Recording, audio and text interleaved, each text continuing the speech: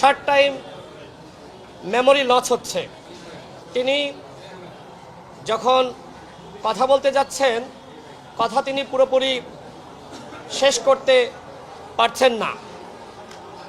আবার কিছুটা তিনি মানে অগুছালোভাবে কথা বলছেন।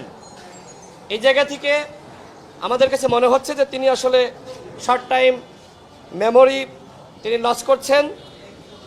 যেমন তিনি 2 ঘন্টা আগেই ওষুধ খেয়েছেন, কিন্তু তিনি ভুলে যাচ্ছেন যে আসলে তিনি ওষুধ খেয়েছেন কিনা। এছাড়া তিনি যখন কথা বলছেন তখন কথার মধ্যেই অনেকটা ঘুমিয়ে পড়ছেন। যারা তার পর্যবেক্ষণে রয়েছে, পরিবারের সদস্যরা এবং নার্স, তাদের সাথে কথা বলে আমি এমনটাই জানতে পেরেছি।